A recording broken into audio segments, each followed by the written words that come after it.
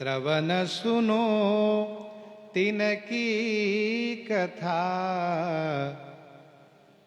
श्वेत द्वीप, ये श्वेत द्वीप है, क्षीर सागर के उत्तर भाग में।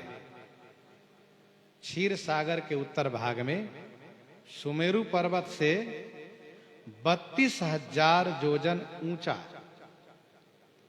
यह श्वेत द्वीप है, जो काल के बाधा से मुक्त है। काल इसको प्रभावित नहीं कर सकता। कहाँ है? क्षीर सागर के उत्तर भाग में सुमेरु पर्वत से 32,000 योजन ऊंचा है, बहुत ऊपर भी है। श्री नारायण वदन निरंतर ताहि देखई। यहाँ के निवासी भक्त लोग क्या करते हैं? भगवान नारायण के बदन माने मुख को निरंतर देखई। निरंतर माने कभी अंतर न पड़े, हमेशा दर्शन किया करते हैं। पलक परई जो बीच कोटि जम जात ना लेखई। पलक परई जो बीच कोटि जम जात ना लेखई। यदि भगवान के दर्शन करने में पलक गिर गया तो कोटि जम जातना लेखई। कोटि माने करोड़ों, जम जातना माने नरक के समान कष्ट अनुभव करते हैं, बहुत दुखी हो जाते। कहते हैं पलक गिरा क्यों? प्रियतम के दर्शन में पलक नहीं गिरना चाहिए। तिनके दर्शन काज गए तह वीणाधारी। उन श्वेत द्वीपवासी भक्तों के दर्शन हेतु वीणाधारी भगवान नारायण के उस अचिंत्य अनिर्वचनीय धाम में देवर्षि नारद जी गए। तिनके दर्शन काज गए तह वीणाधारी। सा श्याम दई कर सैन, श्याम दई कर सैन, उलटी अब नहीं अधिकारी। भगवान श्याम सुंदर ने, भगवान नारायण ने कर्मा ने हाथ से इशारा किए, लौट जाइए, लौट जाइए, इधर मत आइए, लौट जाइए। श्याम दई कर सैन, उलटी मन लौट जाइए, अब नहीं अधिकारी। यहां पर आपके उपदेश के अधिकारी नहीं है, यहां पर किसी को शिक्षा नहीं चाहिए। अच्छा, देवर्षि नारद जी को शिक्षा देने का एक चस्का सा लगा हुआ है, और खास करके उनको जो भगवान के विशेष भक्त बनते हो, नारद जी चाहते हैं कि हम इनको उपदेश करें। ठाकुर जी समझ गए भगवान नारायण ये उपदेश करने आ रहे हैं। ठाकुर जी ने इशारा किया कि आप दर्शन कर लिए ना, अब आप चले जाइए, लौट जाइए। शिक्षा का अधिकारी कोई नहीं है। नारायण आख्यान दृढ़ तह प्रसंग नाहिन तथा। नारायण आख्यान दृढ़, भगवान नारायण के आख्यान माने कथा में, दृढ़ माने सुदृढ़ रहने वाले।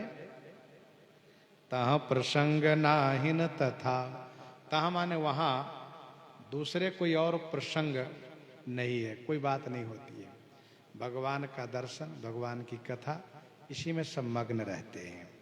श्वेत दीप में दास जे श्रवण सुनो तिनकी कथा।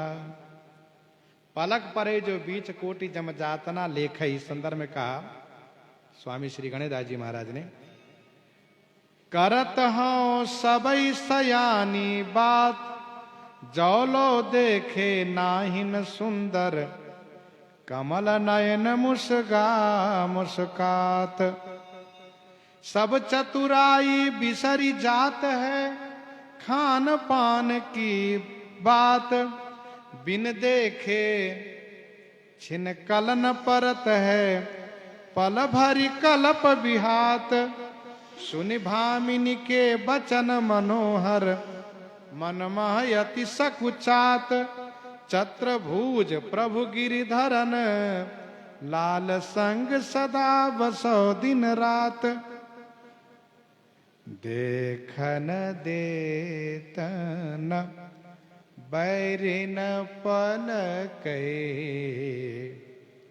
बरो मंद अरविंद सुत जेन प्रेम पहचान, पिय मुख दृगन निरखन को पलक रचो बिचान। देखन देतन बैरिन पलकै, निरखत बदन लाल गिरधर को। बीच परत मनु वज्र की सलकै, बनते आवत बेनु बजावत। बनते आवत बेनु बजावत, गोरज मंडित छाजत अलकै। माथे मुकुट श्रवण मणि कुंडल, ललित कपोलन झाई झलकै। ऐसे मुख देखन को सजनी, कहा कियो यह पूत कमल है। नंददास सब जड़न की यह गति, मीन मरत भाये नहीं जल कै। विधाता विधि न जानी, विधाता विधि न जानी। सुंदर बदन पान करिबे को, रोम रोम प्रति नयन दीने। करियह बात अयानी। एक सखी कहती हैं, विधाता विधान बनाना नहीं जाने। क्यों?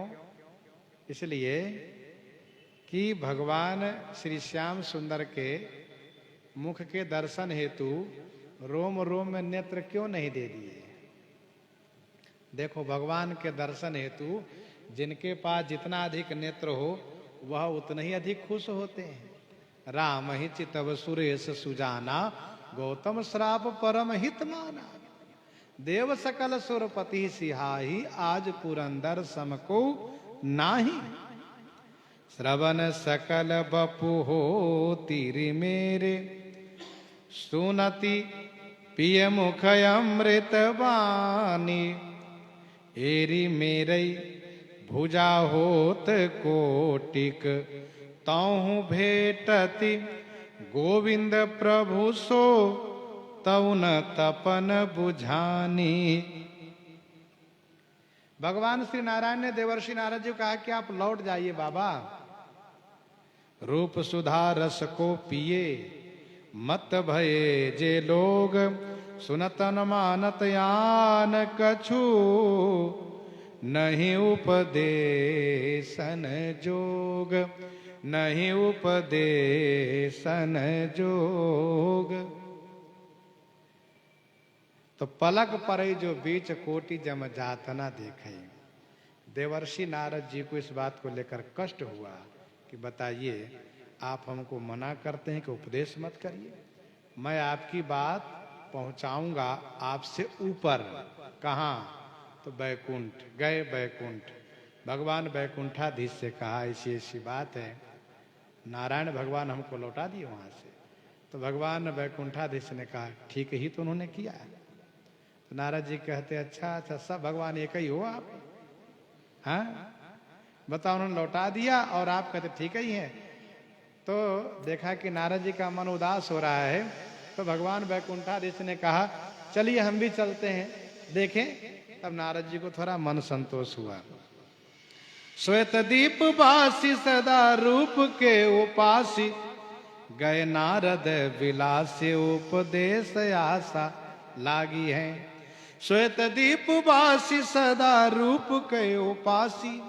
श्वेत दीपवासी हमेशा रूप दर्शन के उपासी हैं, उपासक हैं। गए नारद विलासी, विलासी माने कौतुकी। देवर्षि नारद जी गए, उपदेश आशा लागी है। इनके मन में बड़ी चाहना है, इन सबको हम थोड़ी शिक्षा दें। हाँ, दई प्रभु सैन जीनी आवो यही ऐन। भगवान नारायण ने सैन माने इशारे से कहा चले जाइए, जीनी आवो यही ऐन, ऐन माने स्थान, इस स्थान को मत आइए। दृग देख सदा चैन मति गति अनुरागी है। दृग माने दृष्टि से हमेशा, सदा हमेशा रूप को देखते हैं। मति गति अनुरागी है, मेरे दर्शन में ही इनको चैन है और इनकी मति गति अनुरागी माने अनुरक्त है मुझ में। फिर दुख पाई जाई कही श्री वैकुंठनाथ। दुख पा करके देवर्षि नारद लौटे हैं और देवर्षि नारद जी लौट करके जाकर के वैकुंठाधीश से शिकायत की है, साथ लिए चल लखो भक्ति अंग पागी है। भगवान वैकुंठाधीश ने, भगवान विष्णु ने कहा साथ चलिए, मैं भी चलता हूं। साथ लिए चल लखो भक्ति अंग पागी है, हम भी देखें कैसे भक्ति में सब डूबे हुए हैं। सत्य तो ये है, भगवान नारायण विष्णु सब एक ही तो हैं। भगवान नारायण विष्णु श्री राम श्री कृष्ण सब एक ही हैं। देखो एक सर खग रहो ध्यान धरी, देखो एक सर खग रहो ध्यान धरी। एक तालाब पर आए और देखा पक्षी बिल्कुल ध्यान मग्न है। नारद जी ने कहा जय जय प्रभु, ये क्या कर रहा है? प्रभु ने कहा ऋषि पूछई कहो। ऋषि ने पूछा कहिए श्री हरि जी। ठाकुर जी ने कहा ये बड़ो बड़ भागी हैं, ये बहुत बड़ा भाग्यशाली है। 1000 वर्ष से ध्यान में यह बैठी हुई पक्षी है, इस आशा से कि ठाकुर जी एक दिन अवश्य मेरे पास आएंगे। इस प्रकार से भगवान वैकुंठाधीश श्वेत द्वीप में जाकर के देवर्षि नारद जी को उन भक्तों से परिचय कराते हैं जो पशु पक्षी हैं, लता पता हैं। इन्हीं के साथ आज सीताराम सीताराम सीता राम सीताराम सीताराम।